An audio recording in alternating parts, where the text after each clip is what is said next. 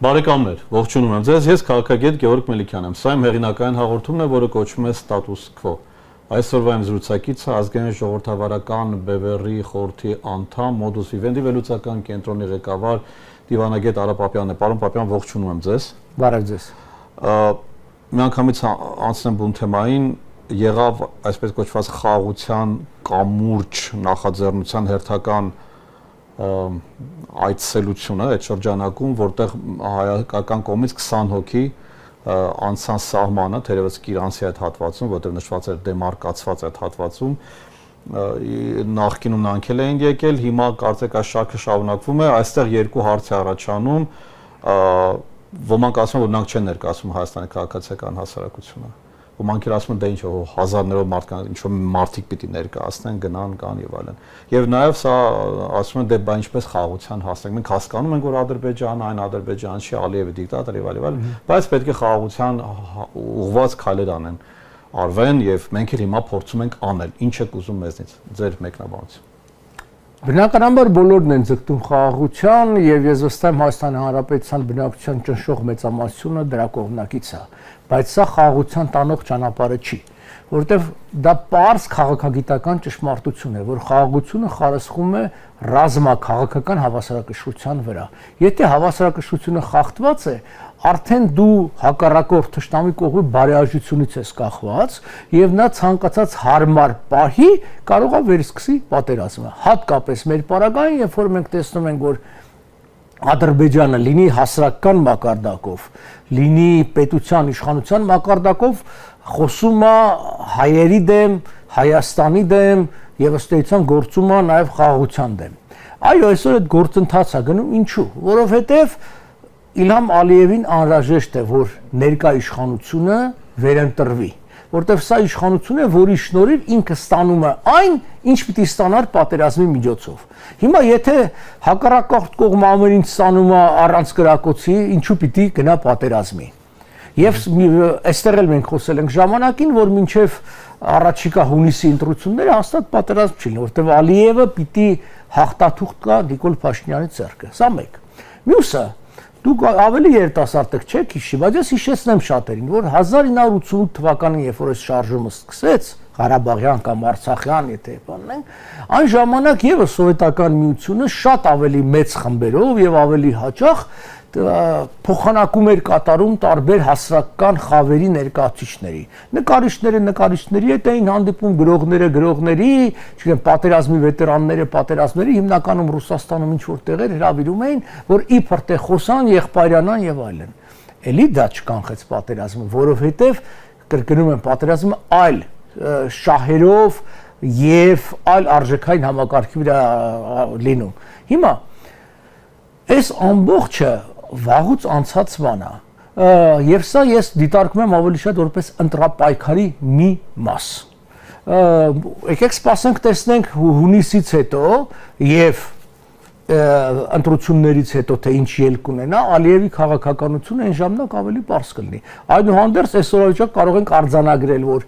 իրենց ոչ ռետորաբանությունը, ոչ գործողությունները խաղաղության մասին չեն վկայում։ Ալիևը վերջերս հայտարարեց, որ խաղաղությունն է, ինչպես որ Փաշինյանն է ասում, մենք այլևս խաղաղություն է մեզ մոտ, Հաջիևը խոսեց դրա մասին։ Հիմա բանն այն է, որ այս մասնակիցների,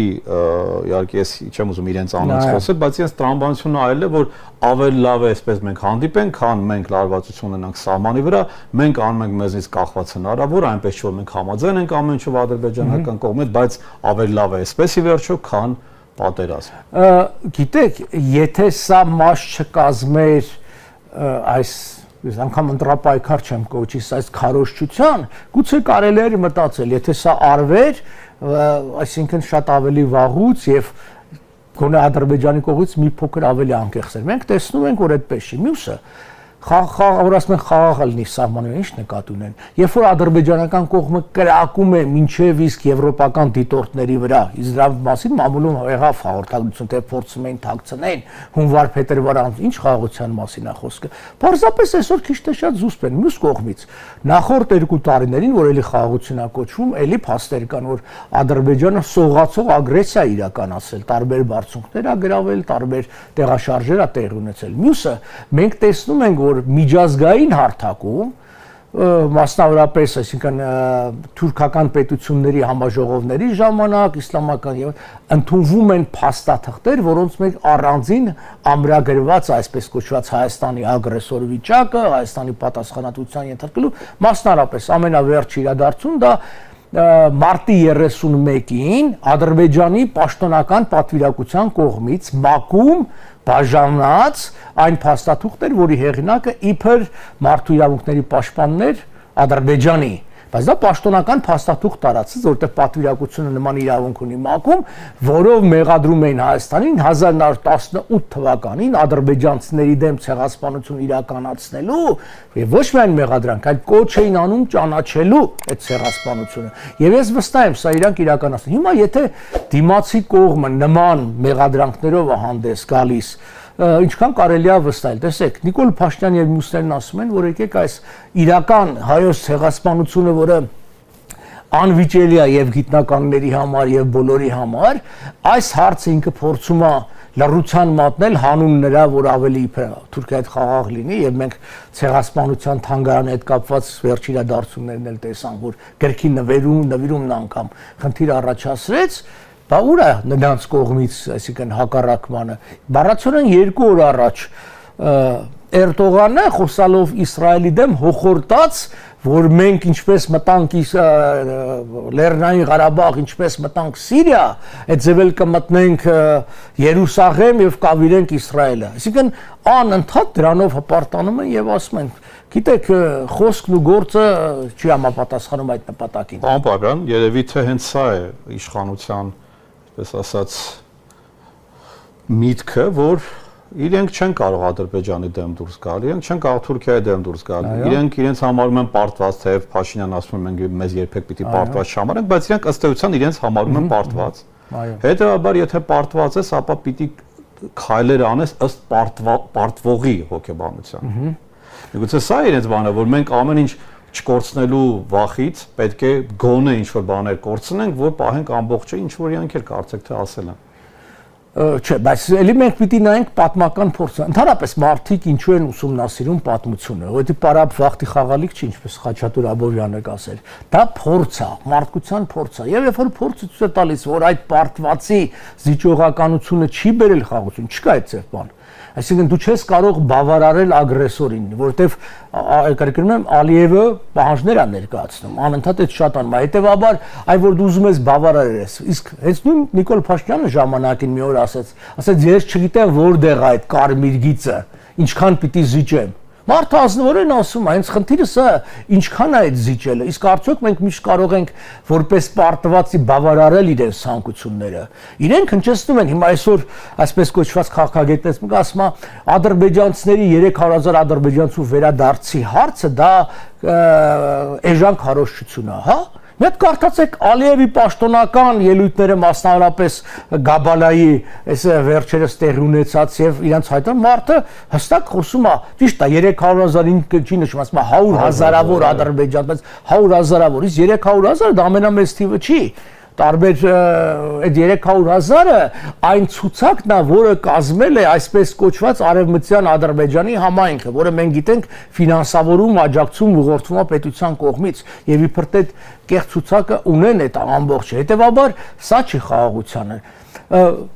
Եթե Ադրբեջանի նման, ինչպես իրենք էին անում, տասնամյակներ բանակցում էին ժամանակ շալու եւ զուգահեռ այլ բան էին իրականացնում, ուրիշ է։ Հիմա տեսեք, շատ կոնկրետ էլի ազգային ժողովրդական բևեռը հանդես է եկել արդեն 5 եւ ավելի տարիներ Միացյալ Նահանգների հետ ՆԱՏՕ-ի ոչ անդամ հիմնական դաշնակցի կարգավիճակ ստանալու, որը կարելի է կոնգրեսի միջոցով անել։ Դա մեծ բարդություն մեզանից չի պահանջում այն առումով, որ մենք հայկական, այսինքն լոբիզմը բավարար է դա անելու եւ դա Հայաստանին էժան զենքի մատակարարումների հարց կտար, անվճար եւ այլն, դա կարևոր գործոն է, շատ ավելի կարևոր, քան այսօր թրիպն են ուզում ներկայացնել։ Հիմա իշխանությունները վարձել են Մերկուրի լոբիստական ընկերությունը Միացյալ Նահանգներում, վճարում են $600,000 տարեկան, որ Նիկոլ Փաշինյանի գովքը անեն այնտեղ, ասեն ինքը ժողովրդավար է։ Դրեք ուրիշ խնդիր է այդ Մերկուրի առաջ, ասեք, այ լոբիզմով զբաղվեք, որ Հայաստանը այդ կարգավիճակը ստանա։ Այդ դեպքում ես որպես հարկատու կասեին փողերը գնաց լավ ծախսվեցին, որովհետև այդ փաստաթուղթը եւ իրական զենքի առումով մեզ կօգնի եւ նաեւ որոշակի ամերիկյան հովանի կլինի մեզ համար, բայց երբ որ ես տեսնում եմ իմ գումարները, որտեվ դա մեր հարկերից է, մենք յուրաքանչյուր որ գնում առևտուր ենք անում, անգամ խանութում այդ ավելացված արժեքի հարկը դրա մեջ վրա կա, մաքսայինը կա, վճարթեն մցնելու եւ այլն, էլեկտրականության մյուս բաները, այդ ամբողջ առմա որ ինքը ապահովի իր վերընտրությունը, ես սա համարում եմ ոչ միայն ի վնաս Հայաստան, այլև համարում եմ ընտրական օրենսգրքի խախտում, որտեվ ըստ էության պետական միջոցները օգտագործվում են մի կուսակցության ու մի անհատի գովերքելու համար։ Պարոն, արդյոք բացառում եք, որ այդ խաղաղության կամուրջ նախաձեռնությունը եւ նաեւ հայաստանյան որոշ ՀԿ-ներ, հասարակական կազմակերպություններ ֆինանսավորում միգուցե ոչ ուղիղ, բայց ստանում են հենց Ադրբեջանից։ Չէ, ոչինչ չեմ բացառում, որովհետեւ նախադեպեր կան, մասնավորապես մենք գիտենք, որ ՅՈՒՆԵՍԿՕ-ի տարբեր ծրագրեր ֆինանսավորվել են Թուրքիայի ու Ադրբեջանի կողմից, երրորդ իհարկե երկրների միջոցով կամ երրորդ հասարակական կազմակերպությունների միջոցով նման նախադեպեր կա։ Մենք տեսնում ենք օրինակ նույն Վատիկանում ինչ անում, այսինքն Ադրբեջանը գնում է միլիոններ է տալիս խոստամ, ինքը խնդիր չի դնում, հո, այսպես ես այսքան փող կտամ, դա սա արեք, շատերը պարզունակ են համարում, բայց շատ պարզ է ավելի, միլիոնավոր դոլարներ մենք որպես բազմամշակութային երկիր տալիս ենք նորոգելու ձեր շենքերը, տալիս ենք գրադարանը կարգավորելու համար, բայց արդեն ձեռդ էլ իմիջայլուց է, որ դու ոնց որ ասած այդ ամբողջն անում ես, խնդրում ես, որ այս արխիվային որոշ փաստաթղթերը քեզ տրվի, կամ հոդված է տպվում, որ Բարթողոմեոս առաքյալը դա Ադրբեջանի առաքյալն է։ Այսինքն այն Թադեոս եւ Բարթողոմեոս որ մեր եկեղեցու հիմնադիր հայրերն են, ինչա որ նա ժամանակին նաեւ քորոշչություն արել, ասենք Աբշերոնում եւ Աղվանքում եւ այլն։ Սա է հարցը։ Այս հավակնությունները բոլոր մենք տեսնում ենք։ Գիտեք, Եզոպոսներ ասում, ասում են որպեսզի ես իմանամ ծովը աղի է, ես ամբողջ ծովը խմելու կարիք չունեմ։ Հիմա որպեսզի իմանանք Ադրբեջանի մտադրությունն ինչն է, մենք կարիք չունենք այս բոլորն իմանալ։ Մենք տեսնում ենք հիմնական այդ բաները ամբողջը կա, իրանք չափից ավելի շատ են փաստերը դրա մասին վկայում, դրա համար այդ հավատը չկա։ Այո, մենք տեսել ենք խաղաղություն ուզեցող երկրներ, դրանք եղել են, նրանց վարկը ուրիշ է։ Դիվանագիտությունը սիրում է փոխադարձություն։ Այստեղ փոխադարձությունը արմատապես խախտված է։ Երբ որ խոսում ենք պատերազմի հավանականության մասին, կա նաև տարբերակ մոտեցում, որ Ադրբեջանը երբեք էլ չի գնա ռազմական լուծման, քանի որ պարզապես ինքը փոխել է իր մարտավարությունը, ինքը փորձում է անկլավների հետ ստանալու, քարտեզների փոփոխության, տնտեսական, ֆինանսական վերահսկողության հաստատման, ընդհանրապես տարբեր գործիքներով Հայաստանի էքսպանսիան ապահովել։ Համաձայն եք այդ մոտեցման հետ։ Առաջինը, եթե դա բերելու է Հայաստանի որպես հայկական պետության, հայկականության վերացման ինչ տարբերություն, դա լինում է սողացող մահապատժի միջոցով, այսինքն կամած, ասես երրացնում են ջուրը եւ քեզ մեջը սպանում են այդ ջուրը 10 ճանապարհ տակածնելով, դե գլխատում են։ Այստեղ հայկականության պահելու հարցն է։ Եթե Ալիևը բնականաբար պիտի հասնի նրան, որ իր ուզածը ստանա, մասնավորապես այսպես կոչված էլի գալիս ենք այդ 300,000-ին, ռազմատուգանքների հարցը, 269 մսկիթի կառուցում Հայաստանում եւ այլն, կարող է այդ ստանալու պահին չգնա։ Բայց էլ եմ հարց տալի, արդյոք մենք ի վիճակի ենք իրենց բոլոր ուզածները բավարարել։ Այդ մենակ վերադարձի արժ չի։ Իսկ եթե պատրաստ է իշխանությունը բավարարել, չեն կարող։ Ադրբեջանը ֆինանսավորում է, այստեղ շինարարությունը իրականացում է, աշխատատեղեր են ստեղծում, մսկիթներ են կառուցվում, ասում են աշխարհը փոխվել է, ինչն է խնդիրը։ Այդ կանը կա, իսկ 150 միլիարդ կամ 500 միլիարդ դոլարը Հայաստանը ոնց է վճարելու։ Թե էլ Ադրբեջանը մի ձեռով տանում, մի ձեռով վերցնում։ Պահանջը Ադրբեջանը ունի մեր նկատմամբ, հա։ Այո, Ադրբեջանն արդեն երկու հենց հիմա International Court of Arbitration երկու հայց ունի Հայաստանի դեմ, մեկը բնապահպանական խնդիրների, մեկը էլ ինչ երկու բնապահպանական Արցախի օկուպացիա եւ այդ հետևանքով։ Հետեւաբար ասում են խաղաղության պայմանագիր որ ստորագրվի, այդ կետերն էլ այնտեղ կա, չէ՞ որ հրաժարվել միջազգային։ Որ չստորագրվի, երբ որ այդ փաստաթուղթը ուժի մեջ կմտնի։ Դե չի ստորագրվել ի վերջո։ Հիմա ասածներսա, հələ այդ մինչև ստորագրվի, կարող է ստորագրվի։ Հիշում եք ես Ցուրիխյան արձանագրությունները, որ ստորագրվեցին, հետո ինչ։ Քանի տարի մնաց չվավերացվեցին։ Ալիևը մինչև չհասնի Դատական ինչա ձգձգում, արդեն 2 տարի է այնտեղ բան է, հայցը ներկայացվել է։ Այո, ինքը կասի հետ ենք վերցնելու, բայց ինքը հետ չի վերցնելու այդ հայցերը, այդ վերցնողը մենք ենք, որ իսկույն հետ վերցրեցինք։ Այսինքն կստորագրի, որպեսզի Նիկոլ Փաշինյանին հնարավորություն տա, որ խաղաղությունը ծախի ժողովրդի վրա, բայց կրկնում եմ, փաստաթուղթ ուժի մեջ է մտնում, սահմանադրական դատարանները երկուսն էլ եզրակացություն տան, որ չեն հակասում իրանց օրենսդրությանը, հետո պիտի խորհրդարանները վավերացնեն, հետո նախագահը պիտի դա ասիկն խորհրդի հաստատի նախագահ վավերացվի։ 3 գործողություն կա, որը առնվազն անգամ մեծ ցանկության դեպքում երկար ժամանակ է խլելու, իսկ Ալիևը կարող ուրիշ բան անի։ Ալիևը մի ձեռքով կարա ստորագրի, մյուս ձեռքով հրահանգի խորհրդարանին, որ դուք մի անցկացրեք, հետո ասի դե մեր մոտ ինչ անենք, ժողովրդավարություն է, դե հիմա իրանք բան չեն կամ հերթական պահանջն են դնում։ Հիմա տեսեք, Նիկոլ Փաշինյանը խոսում էր, ասում էր այդ սահմանադրության փոփոխման մասին, որ մեր սահմանադրության մեջ հղում կա անկախության առջև, այնտեղ էլ ինչ-որ տարածքային պահանջներ կա եւ այլն։ Եվ ինքն էր ասում, իր խոսքերն է, որ բայրանց բանի մեջ ինչեր կա, սահմանադրության մեջ հղումը եւ իսկապես իրանց անկախության հռչակագիրը հսկայական փաստաթուղթ է, զանազան Հայաստանի նկատմամբ նկարտումներով, չգիտեմ, պահանջներով եւ այլն։ Հետո իսկույն հետ կանգնեց, երբ որ հասկացա, որ դա իրականանալ չի, նույնն է լինելու է մյուս հարցերում։ Իսկ երբ որ պատերազմի պահը գա, դու բավարարես, չբավարարես, ուղղակի դե հարմար չի։ Այսօր հարմար չի Ալիևին պատերազմը, պետք էլ չի եւ հարմար չի։ Վաղը մյուս օր ինքը պատրվակ կգտնի։ Գիտեք, այդ պատրվակի համար բավարարելով պետք չի, ինքը կարող ասեն, գիտեք, այն օրը մի հատ քաղաքագետ կար Մելիքյան ազգանունով, մի հատ էլ ավելի վատը կար Անդե Պապյան ազգանունով, այնց վատ բաներ էին ասում մեր հասցեին։ Էսի բանա մենք ռևանշիստ են, պետք է գնանք պատժենք իրանց եւ այլն, սա կազուսպել է։ Այսինքն մենք գիտենք ցանկությունն ունի պատրվակ կգտնեն, ինչ է եղել Նժդեի արձանը քանդեք կասեն, էս կասեն, այն կասեն։ Իհարկե։ Իրականում կա նման պատկերացում, որ Ադրբեջանը առիթ է փնտրում Սյունիքը վերցնելու։ Այո, իմ կարծիքով հենց այդ 2 դատական հայցերը դրան են ուղղված, Ադրբեջանին փողը պետք չի, անգամ 150 միլիարդը պետք չի։ Ադրբեջանը խելոք քաղաքականություն է իրականացնում եւ ինչքան էլ Ալիևը անկիրթ ամեն դեպքում լուրջ ինստիտուտ ավարտի եւ հասկանում է ինչ կա, այսինքն նախադեպերը որոնք են։ Առաջին համաշխարհային պատերազմից հետո, երբ որ պիտի Վերսալյան պայմանագրով վճարեր ռազմատուգանքներ կամ հատուցումներ Գերմանիան չէր կարող, ինչ տեղի ունեցավ։ Ֆրանս-բելգիական զորքերը օկուպացրեցին Սահարը եւ մի քանի հանքեր, եւ որի եկամուտով իրենք պիտի այդ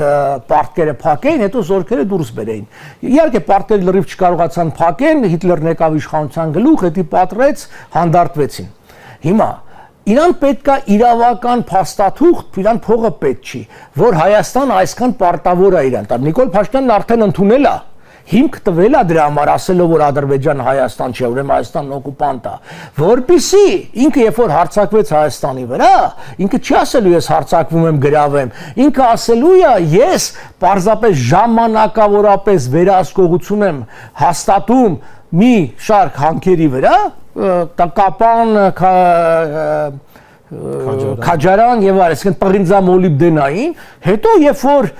նրա տարեկան եկամուտ, այսինքն ինչքան է, օրինակ պայմանական ասած $1 միլիարդ է, ես $1 միլիարդը կստանամ, ուրեմն 150 տարի ապետ տարեկան կամ չգիտեմ 100 տարի հետո զորքերից դուրս կգա, այսինքն ինքը իրավական փաստաթուղթ է պատրաստում դրա համար։ Սա է հարցը։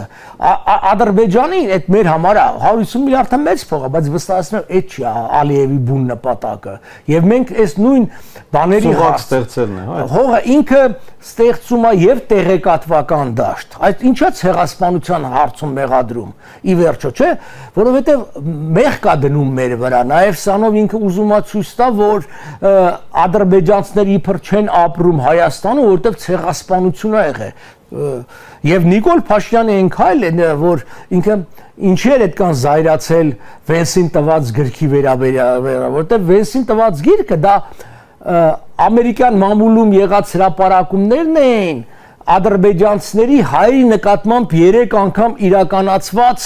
ջարդերի եւ ցեղասպանության։ 1945-1918-20 թվականների, որը հակասության մեջ է մտնում Ալիևին, ուզածին, եւ Նիկոլ Փաշինյանը բան եղավ ոնց թե, բա ես էս պիտի անեմ, որ Ալիևին ասեմ, տեսակ առանց իմ իմացության բա եղել եւ այլն, թե չէ դրանից առաջ այդ գիրքը տրվել է Վենսի գրասենյակին մենք այդ գիրքը վաղուց ենք փոխանցել։ Ես ասել եմ, որ այդ գիրքը պարոն Քետիպյանի հեղինակությամբ արված եւ իր տարիների ջանքն է, բայց իմ նախաբանը կա դրա մեջ։ Երկու նախաբաններից մեկի հեղինակը ես եմ, մեկը Քետիպյանը։ Եվ Վենսի գրասենյակին դա մենք փոխանցել ենք։ Ուղղակի այդ խնդիրը Վենսը չէր, խնդիրը Ալիևին ցույց տալն էր, որ գիտես ինչա, դու ոնց ասել ես, այնպես էլ ես եմ։ Այրը դուք բան եք եղել, հրեշտակ եք եղել, իսկ հայերը կոտորել են ձեզ։ Որևէ արձագանք չեղավ, չէ՞ մարտի 31-ին։ Կրկնում եմ, դա թանգարանի տնօրենի նվիրված գիրք չէր, դա Ադրբեջանի պաշտոնական պատվիրակության կողմից բաժանված տեղեկանք էր հայերին մեղադրող եւ պահանջով ճանաչել ցեղասպանությունը։ Բա մենք պետություն չունենք, բա մենք արտաքին գործերի նախարարություն չունենք, մեզ մեղադրում են աշխարհի ամենամեծ հանցագործության մեջ, մենք լռության ենք մատնում։ Այստեղ շատ տարածված է, ասեմ, այս իշխանությունների կողմից, որ այ եթե չիմացվի դրա մասին, ուրեմն դա չկա։ Որտեվ նպատակը ի՞նչն է, նպատակը ոչ թե կանխել Հայաստանի նկատմամբ պատժամիջոց, այլ նպատակը մթության մեջ պահել ժողովրդին, որպեսզի ընտրություններին ինքը կարողանա ներկայացնել ամեն ինչ լավ է, ամեն ինչ խաղաղության են գնում, եղբայրություն եւ այլն։ Այո, ցավոք նույնիսկ տեսնում ենք, որ անգամ հայ-հունգարական հարաբերություններին վերաբերող էջում այսօր պարզ դարձավ, այնտեղից հանել են Սաֆարովին վերաբերող այդ պարբերությունը, ոնց որ Հայաստանի եւ Հունգարիայի միջև ուղղակի մեկ էլ հանկարծ դիվանագիտական հարաբերությունը դադարել են, հիմա նույնիսկ վերականգնվել են, ինչն էլ պատճառ է, դա ամբողջովին հանել են։ Շատ տարօրինակ, ինչ է կարծում ապրիլի 24-ը արդեն որտեվ մենք սկսում ենք մտածել, թե ինչպես է լինելու, մի շաբաթ մենք ապրիլի 24-ին ենք մոտենում, արդյոք այդտեղ կլինեն որոշակի գաղափարային փոփոխություններ կամ ինչ-որ իշխանությունները կփորձեն մանևրել, ինչ-որ տես մանիպուլատիվ բաներ անել, չընդհանրեն չգնալ կամ ինչ-որ այլ բաներ անել։ Չեմ կարծում չգնալու այդ աստիճան բան կանեն, հատկապես նախ ընտրական տարի է, այսինքն դա չափազանց կոշտ ու կոպիտ կլինի, բայց կարա լինեն ինչ-որ իմ աշակերտության տարիներին էր, երբ որ ժամանակ կոչվում էր ժողկրտ բաժինը, հրահանգավորում էր դպրոցներին, որ աշակերտներին թույլ չտալ, որ գնան, այսինքն ժամանակ ասում են եղեռնի գնացին, էլի, այդ պատկերացումները ցեղասպանություն չկար, մեծ եղեռնի ուշալ, այդ հրահանգավորումը կար։ Ուրիշ բան, որ ուսուցիչները իրենք մի ձևով ցույց էին տալի իբր կատարում են վերևի ասածները, բայց մյուս կողմով էլ ոնց որ ասած աշակերտներին թողում էին, որ գնային ինչ որտեղ, անգամ իբր դուրն էին փակում, ասում էին պատուանը բաց է, պատուանից թռնում գնում ենք։ Հիմա ցավոք սրտի ես այսօրվա ուսուցիչների վրա վստահ չեմ։ Ես երբ որ տեսնում եմ զարմանալի է, որ սովետի տոտալիտար ռեժիմում ուսուցիչներն ավելի ազատամիտ էին, քան այսօր որոշ ուսուցիչներ տեսնում ես, ոնց է Նիկոլ Փաշինյանը մի գովք են անում, մի բան են անում, եղած չեղած տես։ Ակնկալիքներ ունեն։ Խորհրդային տարիներին կար ազնիվ մղում, հիմա ունեն ակնկալիք։ Հա, բայց ախր իրանց չի վիրավորում, երբ որ Նիկոլ Փաշինյանը նստում ելնում ասում է 700,000 դրամ աշխատավարձ ստացող ուսուցիչներ կան։ Մի ուսուցիչ կա։ Հասկացանք, մի օքեյ գիտեք ինչի նման, որ ասենքն մեկը բան լինի, մեծ աշխատավարձ ստանա, ասենք կամ լավ ասես բոլորը ձև են, չէ։ Դու նայ միջինն է որ նա 230 քանի դպրոց եք փակում, բայց այդ ուսուցիչներ 8600 աշակերտ մնում առանց դպրոց, դրա մասին խոսացեք։ Հեսա հիմա չէ, ժողովուրդը գնալու է, ես կոչ կանեի, որ ժողովրդին ընդհակառակ այս տարի շատ գնացեք։ Դուք ցույց տվեք, որ դուք հիշում եք, դա ձեր պատմությունն է։ Ժողովուրդը, որը չի հիշում իր անցյալը, դա ամբողջիա վերածում։ Մեզանից ուզում են ամբողջ սարքեն, մեզանից զրկեն այդ հիշողությունը, Հրանտ Մաթեոսյանն էր ասում են, հենա Կովաս Մարիամար արածում, հա, մոռացել է, որ երեգիրա հորթին են մորթել։ Այդ վիճակի են ուզում բերել այդ բանը։ Խաղաղությունը չի կարող լինել արժանապատվության աշխարհում, խաղաղությունը չի կարող լինել անարդար, խաղաղությունը չի կարող լինել պարտադրանք։ Ես Ադոլֆ Հիտլերի անունը տվեցի, երկրորդ համաշխարհային պատերազմից հետո ինչու չճնշեցին Գերմանիային առաջինի նման, որտեղ հասկացան, երբ որ դու պարտադրում ես անգամ պարտված կողմին պատժամիջոցներ եւ ստիպում ես ինչ որ բաներ, դու դրա մեջ ուզում եք ռևանշիզմ կոչեք, ինչ ուզում եք կոչեք, նման զգացումներ եք առաջացնում։ Դրա համար երկրորդ համաշխարհայինից հետո ընդհակառակը փորձեցին ինտեգրել Գերմանիային ավելի, Մարշալի պլանը օգնել եւ այլն եւ որը եղավ հաջողություն։ Հիմա եթե ուզում են, որ խաղաղություն լինի, սա նաեւ Եվրոմիությանը հատկապես որ այդքան խոսում է, ուրեմն մի հատ Մարշալի պլան դրեք Հայաստանի համար, մի հատ Մարշալի պլան դրեք մեր Հայաստանի քաղաքացի արցախցիների համար։ Դե լավ, դուք չունեք որևէ պարտավորություն, Նիկոլ Փաշինյանը չի անում, բայց ես ուզում եմ հիշեցնել, որ երանախագահության անդամ 3 պետություն կային՝ Ռուսաստանը, Ֆրանսիան եւ Միացյալ, եւ իրենք ունեն իրենց պատասխանատվության բաժինը, որովհետեւ իրենց ստորագրությունները դրված են փաստաթղթի տակ, որ պիտի բացառեն ուժի կիրառումը եւ ուժի սպառնալիքի կիրառումը, եւ իրանք դա չերաշխավորեցին։ Հա, գիտենք, այս իշխանությունները դավաճանեցին եւ 1000 ու մի բան։ Բայց ձեր պատասխանատվության բաժինը ո՞րն է։ Մենակ ասել իրանք էին, դուք ուրեք, մենք ձգտում էինք իբր երանախագահների բոլոր պահանջներին հավատարիմ մնալ, այն կողմը չեղավ։ Եվ այս դեպքում, եթե միջազգային երաշխիքները չեն աշխատում, շատ վտանգավոր նախադեպ է ստեղծում։ Այսինքն որևէ մեկը չի հավատալու այդ երաշխիքներին։ Պարոն Պապյան, շնորհակալություն։ Խնդրեմ։ Շնորհակալություն ձեզ բարեկամներ, որ հետևեցիք մեր այս քննարկմանը, հյուրընկալել ենք ազգային ժողովրդավարական Բևեռի խորհրդի անդամ, Մոդուս Վիվենդի վերլուծական կենտրոնի ղեկավար Արա Պապյանին, ձեզ հետ էր քաղաքագետ Գևորգ Մելիքյանը, հաջողություն ձեզ։